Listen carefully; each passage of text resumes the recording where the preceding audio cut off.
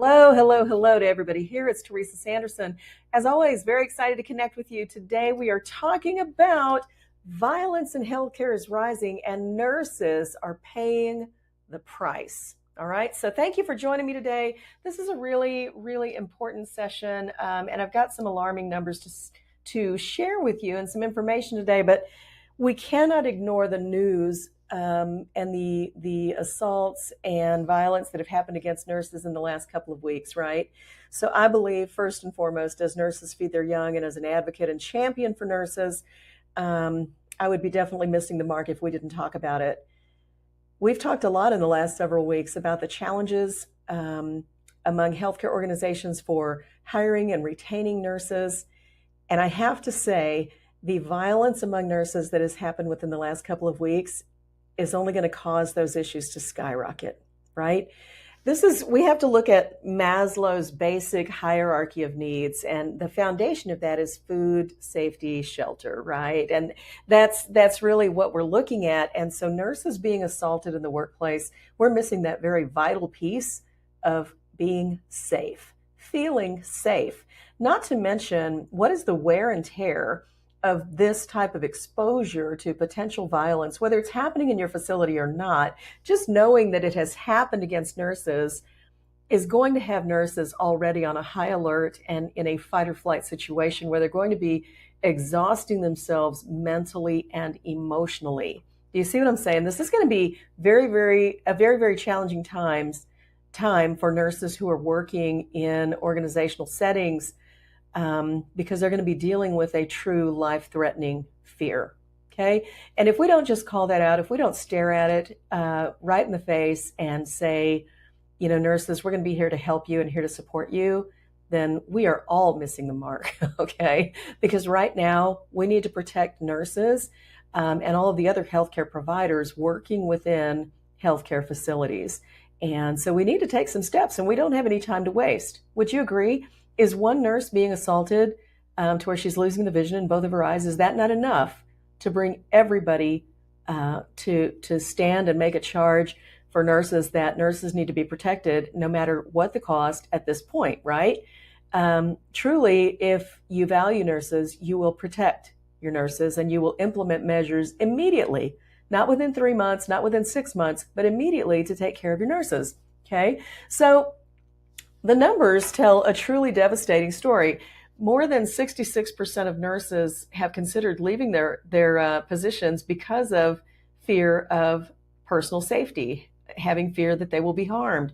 More than 40% of hospital nurses say they've been physically assaulted at work. Okay, it is a true statistic that nurses are 5 times more prone to being having violence inflicted upon them than any other worker. So these numbers, we have to take them very seriously, and we have to be able to act to protect nurses. It's not enough, especially right now, to say, nurses, we appreciate you. Okay, that's not enough. Nurses need to hear, we will keep you safe. We will keep you safe.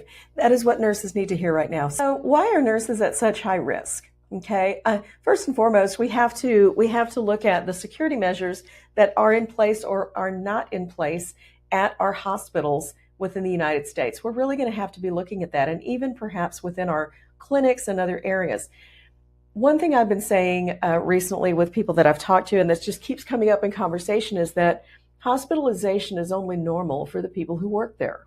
Okay, our patients and families who are coming into the hospital setting are highly stressed. This is a time of crisis for them, that life has been turned on its end, and they are now having to navigate probably some lost work time, some, how are we taking care of what's going on at home in addition to taking care of this person in the hospital? There are so many things that are just topsy-turvy in the life of the patient and family as they experience hospitalization. So we have to take all of that into account and be able to recognize that in itself presents a risky situation for nurses. So also, we have kind of a normalization of abuse, and we can't stand for that anymore. We have to see each and every episode of violence against nurses as a crime, and we need to be ensuring that nurses are kept safe and also validated that their life matters when they experience these things. And so, how that happens is through the normal legal process of ensuring that there is some legal action taken as it's appropriate. There are also increasing mental health crises among patients. And that was actually the situation in one of the recent episodes of assault of a nurse, was that the patient had a mental illness. So we have to recognize what are higher level risks than others. So just as we manage acuity of patient illnesses, we have to look at what is the acuity or the potential for violence against nurses with the patients that they're caring for. And we have to be ready to implement some systems and strategies to keep nurses protected, to keep them safe. Lip service is not going to do it for this, okay? Nurses are really, really tired. So the impact, what is the impact of what nurses are going to experience as a result of the violence that's happening right now? They're going to be experiencing most likely increased burnout and mental health decline. They are going to be experiencing things like anxiety, possibly depression, PTSD, increased stress, okay? This is real. This is real, and it's happening to nurses across the country. And then there's moral injury. Moral injury happens when nurses are harmed on the job, and then leadership does little to prevent it, or to establish the systems that are needed to keep it from happening again in the future. Okay, this is a deep, deep moral injury for nurses. So we can also expect, in my opinion, higher turnover rates and staffing shortages. Already this week, I've seen several posts across social media from nurses who are now doing other things. They're in business for themselves, and the posts are saying, I will never go back to the bedside. Okay, they're not alone in that thinking. So we have to find an immediate solution to be able to take care of nurses, and that's going to mean preventing physical harm and also taking care of their mental and emotional needs. Do you see what I'm saying? This is vitally important. Vitally important. Nursing, in my opinion, was already becoming a very tough sell to get people who, new people to enroll in nursing schools and that kind of thing, when they're going to go into this environment where our culture isn't the best. Now we've got violence against nurses. We've been working short-staffed consistently. Patient safety has always been at risk, all of these things. So now, with increased violence happening among nurses, it's only going to be tougher to bring in new nurses and also to retain them. So we have to be ready to step up to the plate. We must. So how can we get beyond it? We need to implement zero tolerance policies, for strict policies against workplace violence, and to have staff report these as they happen. We need to have trained security personnel in the emergency department, behavioral health units, and other high-risk areas. We need to install panic buttons and alarm systems so that nurses can call for help immediately, and restrict unauthorized access to patient care areas. This is going to be really, really important. We need to provide mental health support for nurses. If this is not already happening in those facilities where these vicious assaults have occurred within the last couple of weeks, it needs to happen. It needs to happen now. Trauma-informed counseling needs to happen and be available for debriefing of those nurses.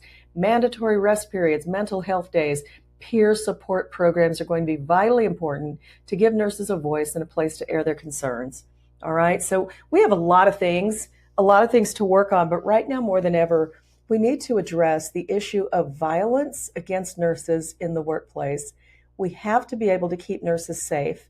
It's not enough to say that they matter. It's not enough to say we value you and appreciate you. We have to be able to give them basic physical safety against threats of harm while they are at work, period. We shouldn't have to ask for it. Nurses should not have to ask for it. This should be a given, okay? Nurses are not disposable. Again, they're called the backbone of healthcare, but they're being driven out of the workforce by unsafe working conditions, and this can never be acceptable.